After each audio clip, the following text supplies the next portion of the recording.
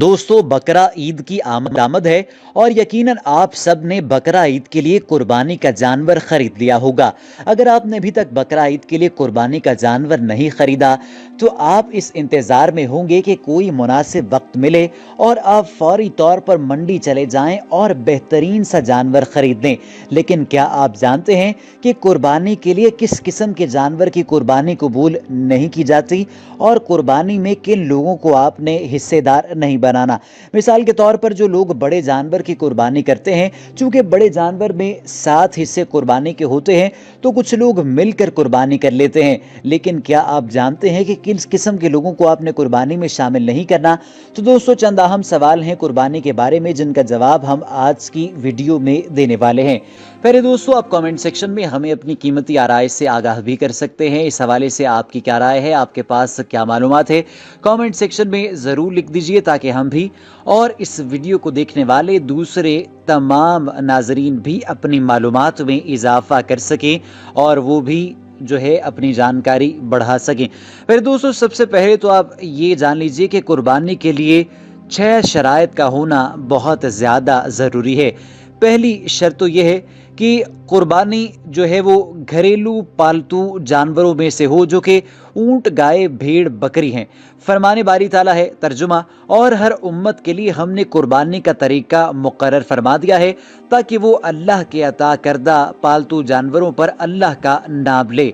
दोस्तों, दूसरी शर्त यह है कि कुर्बानी का जानवर शरई तौर पर मुअय्यन उम्र होना ज़रूरी है। वो इस तरह की भेड़ की नस्ल में जज़ा यानी 6 माह का बच्चा कुर्बानी के लिए ज़िबा हो सकता है, जबकि दीगर जानवरों में से उनके अगले 2 दांत गिरने के बाद कुर्बानी होगी, क्योंकि नबी अकरम सल्लल्लाहु अलैहि वसल्लम का फरमान है, मसना यानी जिसके अगले 2 दांत गिर गए हैं उसके अलावा कोई जानवर ज़िबा ना करो। ताहम अगर तुम्हें ऐसा जानवर ना मिले तो भेड़ का जज़ा यानी 6 माह का बच्चा ज़िबा कर लो। दोस्तों, हदीस में मज़कूर मसना का लफ्ज़ ऐसे जानवर पर बोला जाता है जिसके अगले 2 दांत गिर चुके हों या उससे भी बड़े जानवर को मसना कहते हैं, जबकि जज़आ उससे कम उम्र का होता है। लिहाजा ऊंट पूरे 5 बरस का हो तो उसके अगले 2 दांत गिरते हैं, गाय की उम्र 2 बरस हो तो उसके अगले 2 दांत गिरते हैं, जबकि बकरी 1 बरस की हो तो उसके अगले दांत गिरते हैं। और जज़ा 6 माह के जानवर को कहते हैं। लिहाजा ऊंट, गाय और बकरी में से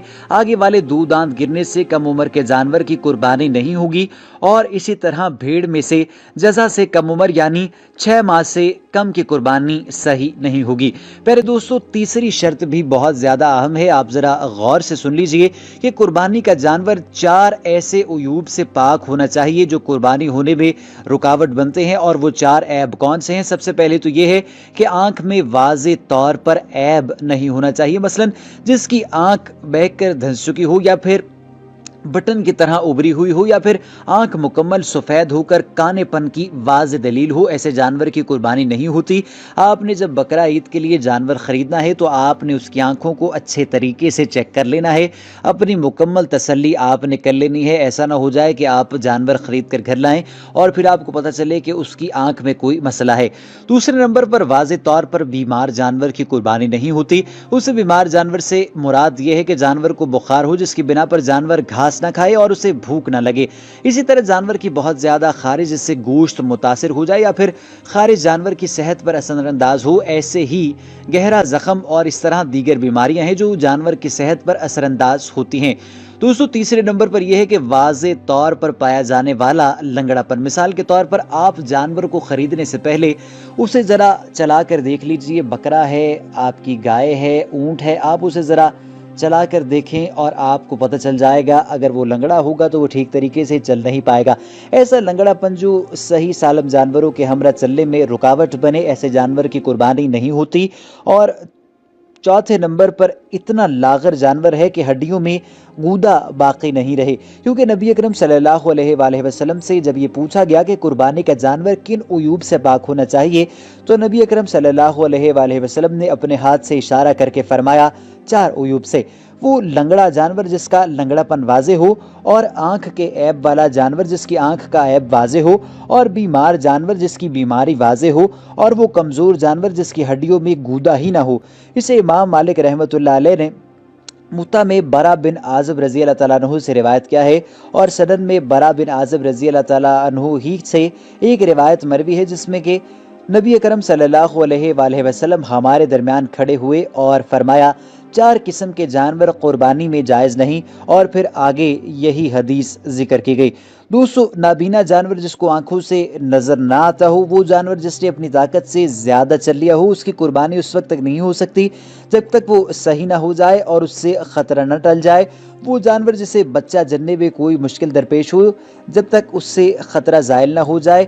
जख्म वगैरह लगा हुआ जानवर जिससे उसकी मौत वाक़ होने का खदशा हो। दायमी बीमार यानी ऐसा जानवर जो किसी बीमारी की वजह से चल फिर ना सकता हो।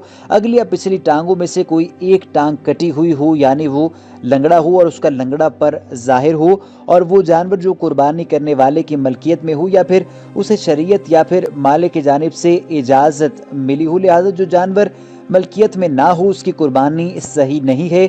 जिस जानवर को आप ईद उल अज़हा पर ज़िबा कर रहे हैं, जिसकी कुर्बानी कर रहे हैं, वो आप ही की मलकियत होनी चाहिए। अगर आप उसे व्यापारी से ख़रीदते हैं, मंडी से जाकर ख़रीदते हैं, तो आपने पैसों की एवज़ उसे ख़रीदा हो या फिर आपने उसको अपने घर में पाला हो। अगर वो आपकी मलकियत नहीं तो इसका मतलब है कि आपकी कुर्बानी नहीं होगी।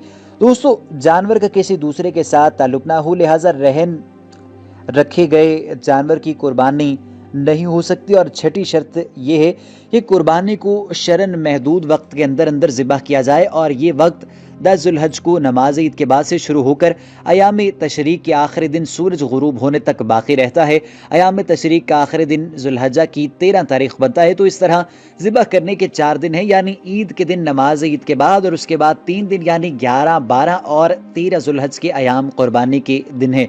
दोस्तों, अब आपको बताते हैं कि ऐसे कौन से लोग हैं जिनके साथ मिलकर आपने कुर्बानी नहीं करनी। जैसा कि हमने पहले जिक्र किया था कि जो लोग बड़ा जानवर ज़िबा करते हैं, गाय ज़िबा करते हैं, ऊँट ज़िबा करते हैं, उसके जो कि 7 हिस्से होते हैं और 7 कुर्बानियाँ होती हैं, तो कुछ लोग ऐसा करते हैं कि वो मिलजुल कर कुर्बानी करते हैं और हिस्से तकसीम कर लेते हैं, गोश्त भी तकसीम करते हैं और फिर बाद में उसे ग़ुरबा और मसाकीन में तकसीम कर दिया जाता है, अपने रिश्तेदारों में, हमसायों में तकसीम कर दिया जाता है, जिस तरह से दीन इस्लाम ने हमें उसके हिस्से बताए हैं।